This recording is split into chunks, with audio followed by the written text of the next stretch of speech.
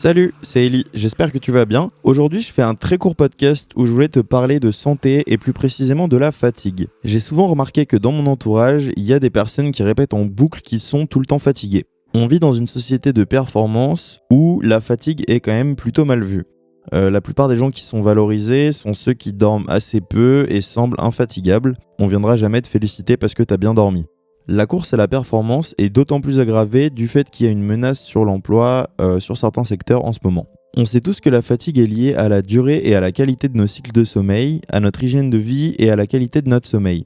Le manque de sommeil t'expose à un plus grand nombre de maladies psychiques ou physiques comme l'irritabilité, la dépression, l'obésité, l'hypertension artérielle, etc. Si on a des cycles trop courts, cela engendre de la fatigue puisque notre cerveau n'a pas le temps de récupérer assez pendant notre sommeil.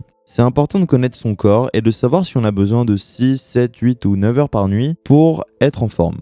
Les spécialistes de la santé recommandent pour un adulte ayant entre 18 et 64 ans de dormir entre 7 heures et 9 heures par nuit. La durée de sommeil idéale est propre à chacun et varie d'une personne à une autre. Personnellement, je dors environ 7 heures par nuit puisque je me couche vers minuit ou minuit 30 et je me lève vers 7 heures ou 7h30. L'épisode d'aujourd'hui s'appelle Tout le temps fatigué et tu vas comprendre dans quelques instants pourquoi.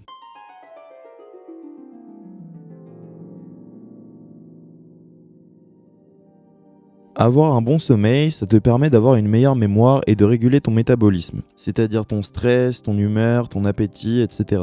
Le sommeil joue donc un rôle assez important dans la gestion de tes émotions. Avant de te parler des cycles de sommeil, j'aimerais que tu te poses ces quelques questions afin de savoir si tu dors assez et surtout si tu dors assez bien.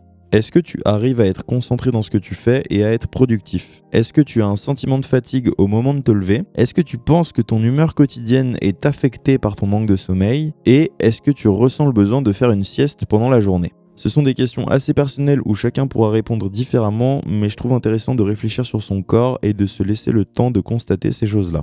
Les 4 phases lors d'un cycle de sommeil sont l'endormissement, le sommeil léger, le sommeil profond et le sommeil paradoxal.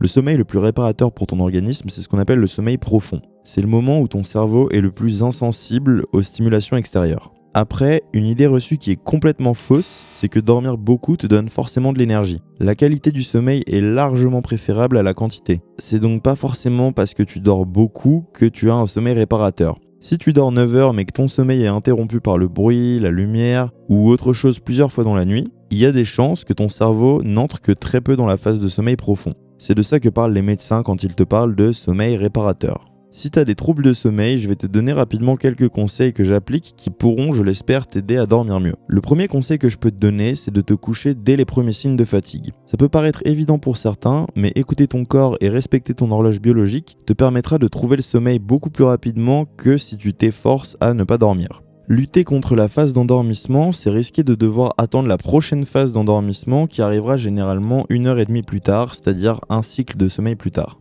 Le deuxième conseil que je peux te donner, c'est de te coucher chaque soir à peu près à la même heure. Le fait de te mettre au lit à la même heure tous les soirs fera venir le sommeil plus vite puisque ton corps sera habitué à un rythme de vie. En tout cas, c'est quelque chose qui marche avec moi, donc si jamais tu as l'habitude de te coucher à des heures complètement différentes, essaie de te donner un peu un rythme et tu verras que ton corps sera habitué à à être fatigué à ce moment-là. D'ailleurs, ça me fait rire de te dire ça aujourd'hui puisque effectivement, quand j'étais au collège ou au lycée, ma mère me disait souvent à chaque rentrée oui, bon, maintenant Ellie, il faut que tu ailles au lit puisqu'il faut reprendre le rythme, etc. Enfin, elle le disait pas avec cette voix-là parce que sinon elle risque de mal le prendre et peut-être qu'elle écoutera ce podcast. Mais effectivement, elle avait raison, c'est vrai que c'est quand même pas mal d'avoir un rythme où tu peux cadrer tes cycles de sommeil pour pouvoir t'endormir plus facilement et avoir plus d'énergie. Un autre conseil qui peut paraître tout aussi évident parce qu'on entend ça depuis des années et des années, c'est de ne pas regarder trop d'écran avant de dormir pour éviter d'affecter ta production de mélatonine. J'en parlais déjà dans l'épisode sur la lecture, donc tu peux l'écouter si jamais tu l'as pas écouté, puisque effectivement je te disais que c'était très bien de lire un peu avant de dormir, puisque ça fatigue tes yeux avec quelque chose de naturel et ça les stimule pas avec de la lumière bleue. Je t'invite également à mettre ton téléphone en mode avion pour éviter d'être réveillé de manière intempestive, soit par le bruit d'une notification, soit par même le bruit du vibreur, puisque le vibreur peut quand même faire du bruit. La plupart des médecins conseillent même de laisser son téléphone dans une autre pièce, mais bon, typiquement, je vis dans 17 mètres carrés, alors pour moi c'est un peu compliqué, et puis même il y a beaucoup de gens qui utilisent leur téléphone comme réveil, donc je comprends si tu le gardes à proximité. Si tu le mets en mode avion, c'est déjà une très bonne chose si t'as pas déjà l'habitude de le faire. Quelque chose qui marche superbement bien, c'est de faire du sport pendant la journée. Ça fatiguera ton corps et tu trouveras le sommeil plus vite le soir en ayant eu une activité sportive pendant la journée. Je peux te le dire, il y a eu un grand moment de ma life où je faisais pas du tout de sport. Et même si tu cours que 15 ou 20 minutes dans la journée, normalement tu le sentiras au moment de te coucher. Je pourrais te donner d'autres conseils beaucoup plus connus comme t'accorder une bonne obscurité, avoir un bon lit, ne pas manger juste avant de dormir, mais je trouve que c'est des conseils qui sont assez évidents. Quoique, ne pas manger juste avant de dormir, si jamais tu le sais pas, mais effectivement, ton corps utilise de l'énergie pour digérer, et du coup, si tu digères en même temps que tu dors, ton sommeil est moins réparateur. Tu peux également te renseigner sur certains aliments à éviter pour avoir plus d'énergie. C'est prouvé que la surconsommation de certains produits comme la viande ou le sucre ont un impact sur ta fatigue. Bon alors je te dis pas de devenir végétarien et de boire que de l'eau, mais idéalement, il est recommandé de manger de la viande environ 3 fois par semaine. Un truc à éviter qui peut paraître assez paradoxal, c'est la caféine. La caféine, ça déshydrate énormément, alors il vaut mieux éviter d'en boire à jeun. Pareil, c'est un truc que je faisais pendant très longtemps et en plus je buvais pas qu'un café, j'étais un peu un drogué de café donc j'en buvais énormément. Et en fait, le café c'est quand même mieux d'en boire après avoir mangé quelque chose. Je te dis pas que le café est quelque chose de foncièrement mauvais, mais c'est mauvais d'en boire un sans avoir rien mangé dès que tu te lèves. Bref, je vais pas te faire la morale parce que je bois aussi du café, mais la prochaine fois que t'en bois un, hésite pas à te faire un petit verre d'eau à côté. Ta fatigue, elle peut avoir deux aspects. C'est important de reconnaître si t'as une fatigue physique ou psychologique.